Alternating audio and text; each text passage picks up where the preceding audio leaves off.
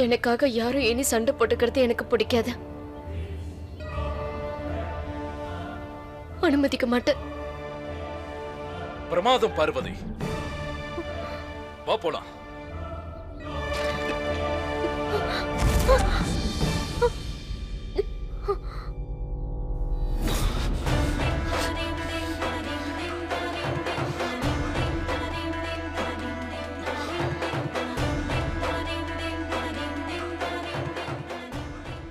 வேண்டாம்,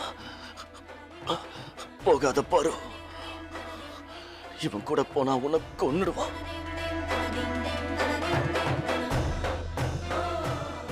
போகாத.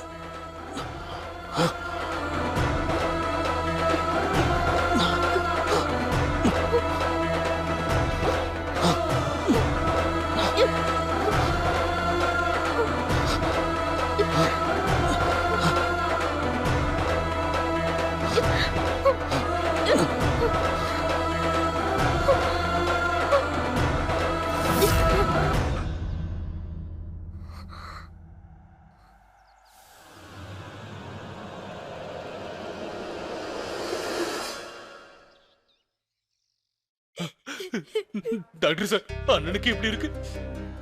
அவர் இன்னும் மயக்கத்துல தான் இருக்காரு. நிலைமை ரொம்ப சீரியஸா இருக்கு. என்ன சொல்றீங்க டாக்டர்? டாக்டர், எங்க அண்ணனுக்கு சீக்கிரமா நினைவு திரும்பிடும்ல டாக்டர்? நான் அவரை பார்க்கலாமா? நான் பேசுறதை கேட்டா அவர் நிச்சயமா கண்ணு திறந்துருவாரு. அண்ணா, இங்க பாருங்க, உங்க கஷ்டத்தை என்னால புரிஞ்சிக்க முடியுது. அவர் சுய நினைவு வர வரைக்கும் நாம காத்துக்கிட்டு இருக்கிறத தவிர வேற வழி இல்ல. உடம்புல ரொம்ப தீக்காயம் ஏற்படல, ஆனா மூச்சு விடுறதுலதான் அவருக்கு ஏதோ பிரச்சனை இருக்கு. அதனாலதான் அவர் மயக்கமாயிட்டாரு. ஆமா டாக்டர், எங்க அண்ணனுக்கு வீசிங் ப்ராப்ளம் இருக்கு. அவரோட மூச்சு குழாயில புகை கலந்துருக்கு. எதுவுமே சொல்ல முடியாத நிலைமையில தான் நாங்க இருக்கோம். நீங்க கொஞ்சம் தைரியமா இருங்க. உங்களுக்கு பொய்யான நம்பிக்கை எங்களால கொடுக்க முடியாது. அவர் பிழைக்கிறதுக்கான வாய்ப்பு ரொம்ப கம்மி தான்.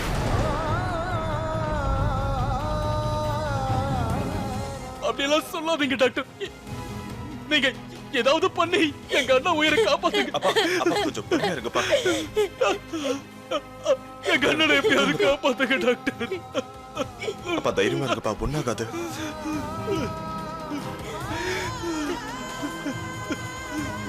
அண்ணா,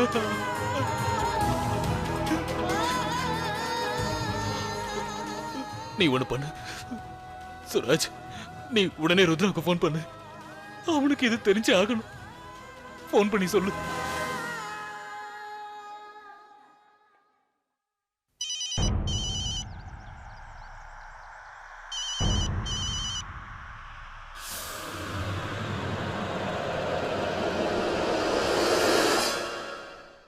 சார், சார் உங்களுக்கு என்னாச்சு சார்?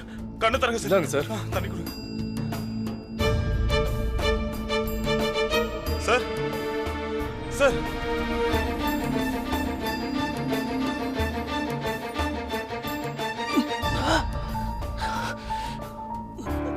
பாரு, பாரு எங்க?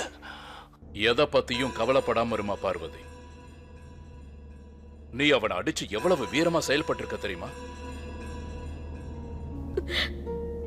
நான் இது வரைக்கும் சின்ன இரும்புக்கு கூட தேங்க நினைச்சதே இல்லை.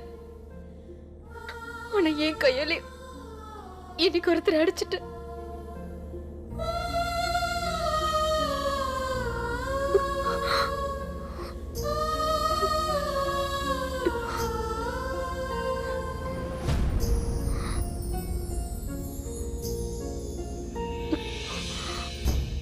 இது ருத்ராதாச்சு. சும்மா அழுதுட்டு இருக்காத பார்வதி. என்ன செய்யணும்னு எனக்கு கொஞ்சம் அமைதியா யோசிக்க விட.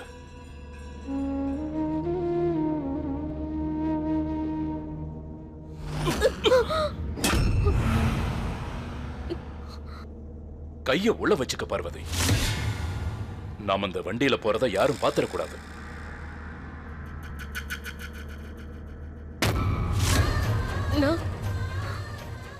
நான் அவரை அடிச்சிருக்க கூடாது. அவரை காயப்படுத்திட்டேன்.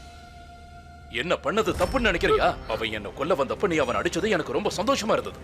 ஏன் உனக்கு சந்தோஷமா இல்லையா?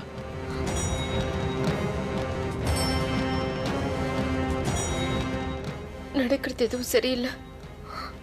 இது தப்பு நடக்கிற மாதிரி இருக்கு.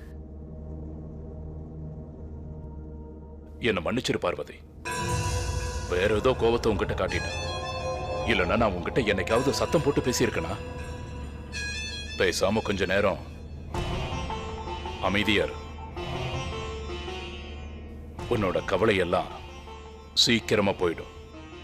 அதுக்கப்புறமா உன் வாழ்க்கையில நிரந்தரமாவே சந்தோஷம் மட்டும்தான் இருக்கும்.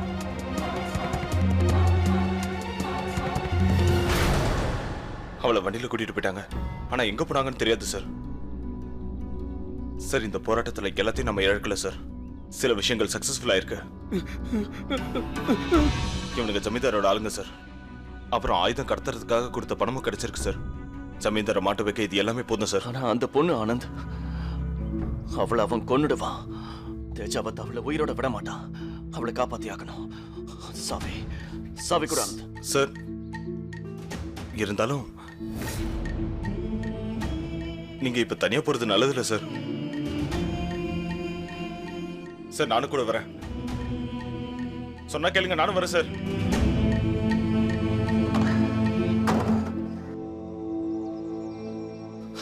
சொல்றதையே புரிஞ்சுக்க மாட்டா.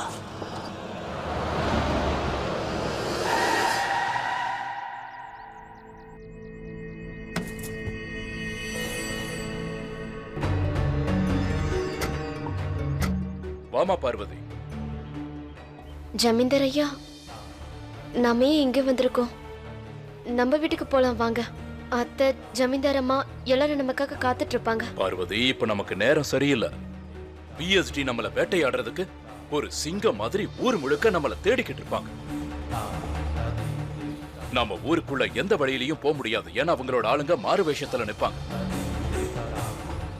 இந்த கிராமத்துல இருக்கிறவங்க நம்ம ஆளுங்க.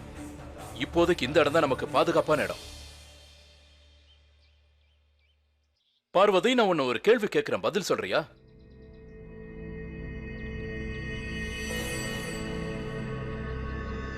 இந்த மிளகாயை எதுக்கு பொடியாக்குறாங்கன்னு தெரியுமா? தெரியாதா? நானே உனக்கு சொல்றேன். இந்த மிளகா ஒரு பிடிவாதக்காரி நம்ம கைக்குள்ள எப்பவும் இருக்காது. ஆனா இதையே நீ பொடியாக்கி பாரு, நம்ம கைக்குள்ளையும் அடங்கிரும். சாப்பிட்டா கூட நாக்குக்கு காரம் கம்மியா தான் தெரியும். முதல்லயே அதை நல்லா காய வச்சு அதோட கோவத்தை அடக்கிடணும். இதோ இந்த மாதிரி. அதுக்கப்புறம் அம்மியில போட்டு நல்லா அரைக்கணும். கொஞ்சம் இது கஷ்டமான வேலை தான். அந்த கஷ்டத்தை நம்ம பார்த்தோம்னா அப்புறம் நம்மளோட வாழ்க்கையில இது விளையாட ஆரம்பிச்சிடும். நாம சந்தோஷமா தான் இருந்தோம். அவன் அனாவசியமா உள்ள வந்தான். அவனுக்கும் நமக்கும் என்ன பிரச்சனை? அவன் எதுக்கு நம்மள கொல்ல பாக்குறான்? எனக்கு தெரியாது. இதெல்லாம் ஏன் என்கிட்ட கேக்குறீங்க?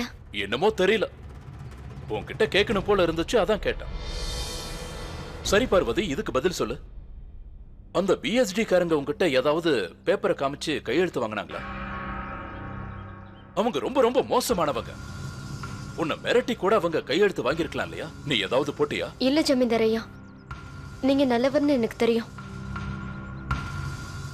நீங்க எந்த ஒரு தப்பான வேலையும் பண்ண மாட்டீங்கன்னு நம்புறேன். தப்பான காரியம் எல்லாம் பிஎஸ்டிக்காரங்க தான் பண்ணுவாங்க. அவங்க தானே அடுத்தவங்க உயிரெல்லாம் அழிப்பாங்க. என் குடும்பத்தை மொத்தமா அழிச்ச பாவிங்க. வேண்டாம் வேண்டாம் பார்வதி, அழாம இரு. நான் அங்க எவ்வளவு கஷ்டப்பட்டேன்னு எனக்கு மட்டும்தான் தெரியும் ஜமீன்தார் ஐயா. நான் எப்பவும் செத்துருக்க வேண்டியது. அங்க ஒவ்வொரு நாளும் செத்து தான் வாழ்ந்துகிட்டு இருந்தேன். என்னால தப்பிச்சு ஓடி வர கூட முடியல. தற்கொலை செஞ்சுக்கவும் அவன் என்னை விடல. அந்த ருத்ரா என்னை எவ்வளவு மிரட்டினா தெரியுமா? அவன் என்ன சொன்னான்னு நான் சொல்லட்டுமா? ராஜாவான உங்களையும் என் அத்தையும் ஜமீன்தார் அம்மாவையும் கொண்டுடுவேன்னு மிரட்டினான்.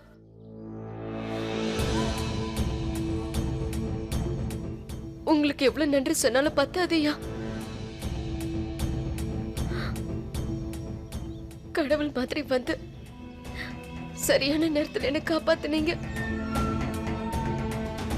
நான் வேண்டிக்கிட்ட அந்த கடவுள் தான் உங்களை இங்க அனுப்பி வச்சிருக்காரு. அந்த கடவுளுக்கு நான் நன்றி சொல்லியே ஆகணும்.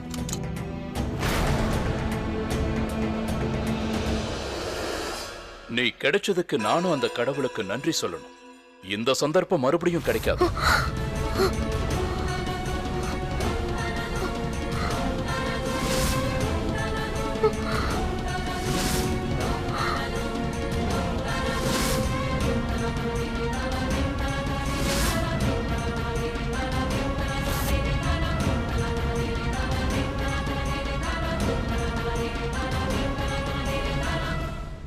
என்னோட கவலைகளை எல்லாம் எப்படி போக்குறதுன்னு நினைச்சு நினைச்சு நான் ரொம்ப நாள் தூங்காம இருந்தேன். ஆனா இன்னைக்கு கடவுள் அருளால எந்த கவலையும் இல்லாம நிம்மதியா தூங்க போறேன். வேண்டாம் வேண்டாம் ஜமீன்தாரையா, நான் பிஎஸ்டி காரங்கிட்ட எதுவுமே சொல்லல. அவங்க கையெழுத்து போட சொன்னப்போ கூட நான் எதுவுமே போடல. எனக்கு தெரியும் பார்வதி, நீ ரொம்ப வெகுளியான பொண்ணு. இருந்தாலும் எனக்கு இதை விட்ட வேற வழி தெரியல. எதுக்கு ஜமீன்தாரையா? நான் தான் எந்த தப்புமே பண்ணலையே. உயிரோட இருந்து என்ன பண்ண போற? நம்ம ஊர்ல எல்லார்கிட்டயும் நீ செத்துட்டேன்னு சொல்லிட்டு. அப்படி எல்லாம் பேசாதீங்க ஜமீன்தாரையா. நான் செத்து போயிட்டேன்னு அவர் தான் என்கிட்ட சொல்லிட்டு இருந்தாரு. அவர் சொன்னதை சுத்து போய். அவன் சொன்னது உண்மைதான். நான் உனங்க கூட்டிட்டு வந்தது காப்பாத்துறதுக்காக இல்ல. அப்புறம் எதுக்காக? பார்வதி, உண்மையிலேயே நான் பேசுறது உனக்கு புரியலையா இல்ல புரியாத மாதிரி நடிக்கிறியா? உன் முன்னாடி துப்பாக்கியை நீட்டிட்டு நிக்கிறேன், இன்னுமா உன்னை சுட போறது தெரியல? நீங்க என்ன சாகடிக்க போறீங்களா? உங்களை நான் நல்லவர்னு நினைச்சேன். ஆமா பார்வதி, இத நான் ரொம்ப நாளாவே முயற்சி பண்ணிட்டு இருக்கேன். நீ சாக வேண்டியது அவசியமா இருக்கு. வந்து இந்த பிஎஸ்டி காரங்க என் ஆளுங்க எல்லாரையும் பிடிச்சிட்டாங்க. அவங்க கிட்ட என் ஆளுங்க உண்மையை சொல்லி இருப்பாங்க. பணம் இருக்கிற கூட, ஆயுதம் இருக்கிற கூட எல்லாம் இந்நேரம் எல்லையை தாண்டி இருக்கும். இந்த சூழ்நிலையில உன்னை நான் கொன்னுட்டேன்னா அதுக்கப்புறம் பிஎஸ்டி காரங்களோட கவனம் கொஞ்சம் திசை மாறும். ஒண்ணு நான் உன்னை கொன்னுட்டேன்னா அந்த பழிய பிஎஸ்டி காரங்க மேல நான் போட்டுருவேன். அவங்க உன்னை பத்தி விசாரிக்கும் போது என் ஆளுங்களை நான் காப்பாத்திடுவேன். இதுதான் என்னோட திட்டம். என்னோட வேலையை உன்னை வச்சுதான் நான் செஞ்சு முடிக்க போறேன். உங்க ஆயுத கடத்துற வேலையா? அப்படின்னா உங்க ஆளுங்க தான். ருத்ரா சரியா தான் சொல்லிருக்காரு.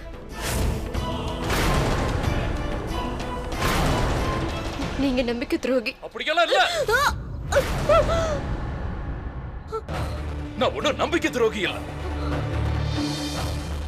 என்னோட கிராமத்தையும் என்னோட குடும்ப பாரம்பரியத்தையும் நான் காப்பாத்திட்டு வந்துட்டு இருக்கேன். என்னோட ராஜ வம்சத்தையே அவன் அழிக்க பார்க்கறான். அப்ப எங்க நிலைமை என்ன ஜமீன்தாரையா?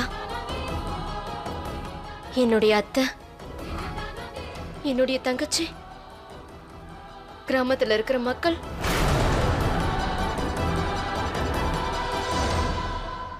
பார்வதி, யுத்தம்னு வந்துட்டா பழி வாங்கிதான் ஆகணும் பார்வதி. இந்த யுத்தத்துல என்னோட மானம் பாதி போயிடுச்சு. அதோட நடந்த யுத்தத்துல என்னோட ஆளுங்க முக்கால்வாசி பேர் இறந்துட்டாங்க. இந்த யுத்தம் அவனுக்கும் எனக்கும் நடுவுல நடந்துகிட்டு இருக்கு. நீ உன்னோட உயிரை எனக்காக கொடுக்க போறியா இல்ல அந்த ருத்ராவுக்காக கொடுக்க போறியா? அந்த ருத்ரா நம்மளோட எதிரி, நம்ம சந்தோஷத்தை அழிச்சவன். பார்வதி, எல்லாருக்கும் பணத்தை கொடுத்து நான் தலை நிமிர்ந்து நடந்துகிட்டு இருந்தேன். என்னமோ அவன் ரொம்ப நேர்மையா இருக்கிற மாதிரி எல்லாம் நடிக்கிறான். நீ இப்போ ஒரு பெரிய விஷயத்துக்காக உன்னோட உயிரை பலி கொடுக்க போற பார்வதி.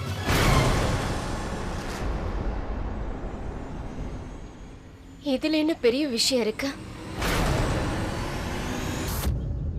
இந்த ராஜா ஜமீன்தார் பேசும்போது அவர் பேசுறத காது கொடுத்து நல்லா கேட்கணும். இன்னும் நிறைய விஷயம் உனக்கு நான் சொல்றேன், கேட்டுக்க பார்வதி. ஆமா, ஊர் விட்டு ஊர் ஆயுதம் நான் தான் கடத்திக்கிட்டு இருக்கேன். அந்த ஆயுதத்தை வாங்கி மத்த எல்லா ஆளுங்களுக்கும் நான் தான் வித்துக்கிட்டு இருக்கேன். தீவிரவாதத்தையே நான் தான் உண்டாக்குறேன்னா பாத்துக்க. இந்த தேசம் மொத்தத்தையும் நான் தான் அழிக்க போறேன். ஒருத்தரை விடாம எல்லாரையும் அழிக்க போறேன். அப்படின்னா நீ பண்றது எல்லாமே ஆயுத கடத்தலுக்காக போடுற நாடகமா? அதுதான் உன் திட்டமா? அதெல்லாம் நான் பணம் சம்பாதிக்கிறதுக்காக பண்ணது. அப்படின்னா என்னோட கல்யாணம் கூட பொய்யானதுன்னு சொல்ல வரீங்களா? ஆமா. அப்ப என் புருஷன்? பார்வதி, கல்யாணமே போய் அப்புறம் என்ன உன் புருஷன்? மாப்பிள ஊர்வலமே போய் அப்புறம் உன்னை கூட்டிட்டு வந்த மாப்பிள மட்டும் யாரு? அவனும் ஒரு தீவிரவாதி தான். ஒவ்வொரு வருஷமும் மாப்பிள ஊர்வலம் நடக்கும். அதெல்லாம் நான் பணம் சம்பாதிக்கணுங்கிறதுக்காக மாப்பிள ஊர்வலங்கிற பேர்ல தீவிரவாதிங்க உள்ள வர்றதுக்கு.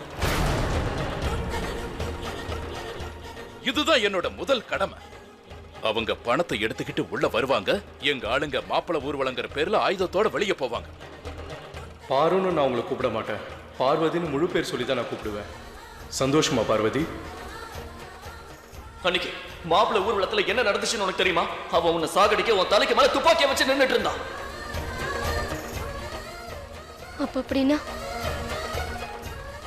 அவர் சொன்னது உண்மையாதான் இருக்கு. அவன் உன்னை கல்யாணம் பண்ண அப்படி பேசல, எனக்காக அந்த மாதிரி நடிச்சான். நான் தான் அவன் அந்த மாதிரி நடிக்க சொன்னேன். அப்படின்னு அன்னைக்கு ஒருவேளை பிஎஸ்டி காரங்க வரலன்னா நான் எல்லையை தாண்டி வெளியில போயிருந்தேன்னா? உனக்கு முன்னாடி போனவங்களுக்கெல்லாம் என்ன நடந்துச்சோ அதே மாதிரி தான் உனக்கும் நடந்திருக்கும். என்ன நடந்திருக்கும்? ஒன்னு சொல்லவா பார்வதி? பொண்ணை கூட்டிட்டு போறவங்களே அங்க உன்னை கொன்னுடுவாங்க. ஆனா உன்னை மட்டும் கொல்ல நினைக்கல. ஏன்னா உன்னை வைக்க முயற்சி பண்ண.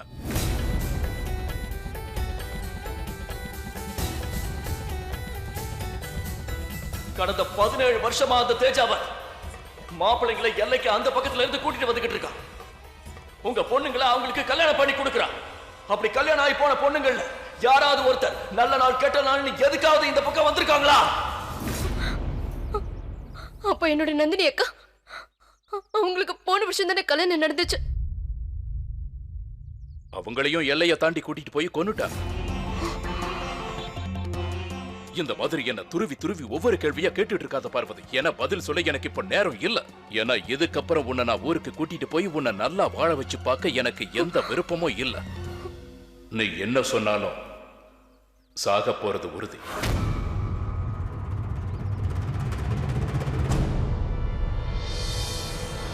உன்னோட எல்லா கேள்விக்கும் நான் ஒழுங்கா பதில் கொடுத்துட்டேன்ல. உன்னோட நேரம் முடிஞ்சிருச்சு. உண்மையிலே ருத்ரா இத்தனை நாளா என்னை காப்பாத்ததான் முயற்சி பண்ணிருக்காரு. இவ்வளவு பெரிய ஏமாற்றமா? இதுல இவ்வளவு பெரிய சூழ்ச்சியா?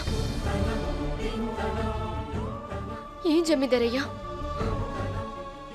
ஏன் எங்க எல்லாரோட மனசுலயும் பிஎஸ்டி காரங்களை பத்தி தப்பான எண்ணத்தை பதிச்சிங்க? இப்படியா இப்படி எங்களை கால போட்டு மிதிப்பீங்க? நாங்க என்ன உங்க அடிமையா? பார்வதி, பாக்குறதுக்கு வேணா நீ ஒண்ணும் தெரியாத அப்பாவி பொண்ணா இருக்கலாம். சரி, நான் கெட்டவேங்கிற விஷயம் இப்ப உனக்கு தெரிஞ்சு போச்சு. இதுக்கப்புறம் நீ உயிரோட போக முடியாது. இங்க பாரு, நீங்க எல்லாருமே என் காலடியில இருக்கிற அடிமைங்க.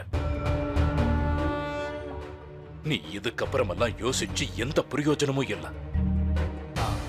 நான் என்ன நினைக்கிறேனோ அததான் அடிமைங்க கேட்கணும். அவங்க எல்லாரும் என் கட்டுப்பாட்டுக்குள்ள இருக்கணும். வாயை முடிக்கிட்டு நான் எங்க போய் நிக்க சொல்றேனோ அங்க போய் நிக்கணும்.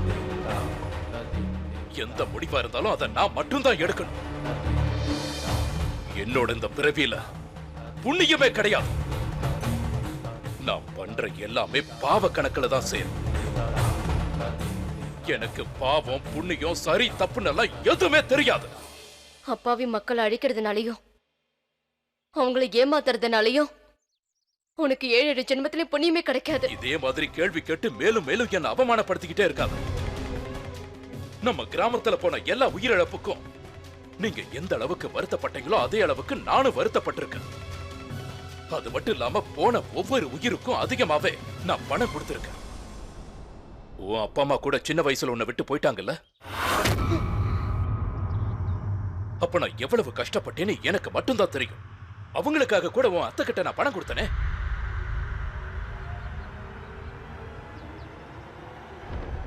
இது பிஎஸ்டி காரங்க பண்ண வேலை. அவங்க ரொம்ப ஆபத்தானவங்கப்பா. அவங்க நினைச்சா எல்லாரையும் கொண்டு போட்டுருவாங்க. அவனுங்க ராட்சசனுங்க. அப்படின்னா பிஎஸ்டி காரங்க என்னோட அப்பா அம்மாவை இல்ல பார்வதி, அந்த இடத்துக்கு பிஎஸ்டி காரங்க வந்தது உண்மைதான். ஆனா அந்த இடத்துல பிஎஸ்டி காரங்களையே கொன்னுட்டு என் ஆளுங்க பஸ்ஸ சுட்டாங்க. அப்போ என் அப்பா அம்மாவை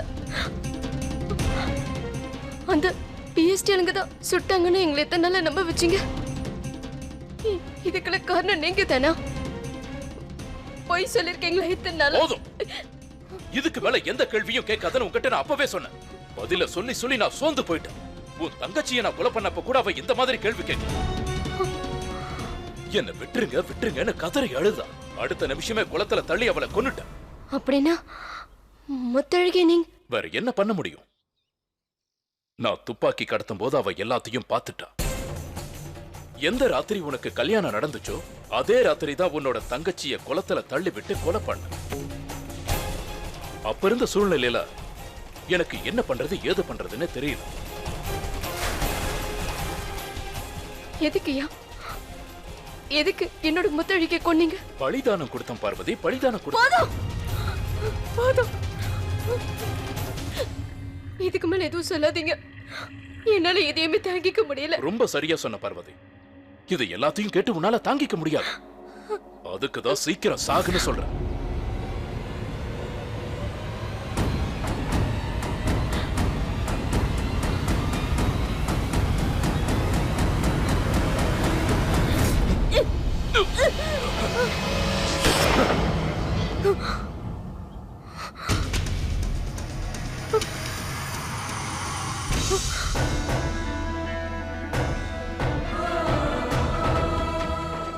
இது ருத்ரதாச்சி.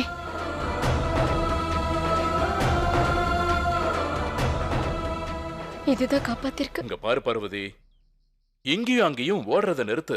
நீ எங்க ஓடினாலும் நீ தப்பிக்கவே முடியாது. இப்போ உங்களுக்கு என்ன கொலை பண்ணி தீரணுமா? கண்டிப்பா. என் ஜமீன்தார் அம்மாவுக்கு கூட உன்னா ரொம்ப பிடிக்கும் தெரியுமா? அதனாலதான் உனக்கு எந்த கஷ்டமும் கொடுக்க கூடாதுன்னு பாக்குறேன். இங்க பாரு, ஒரே ஒரு குண்டு, நீ பொறுமையா செத்தரலாம். நான் அவ்வளவு சீக்கிரம் சாக மாட்டேன். அப்படியா? யாரு வந்து உன்னை காப்பாத்துவா? அந்த ஈஸ்வரன் என் கூடவே இருக்காரு, ருத்ராவோட ரூபத்துல.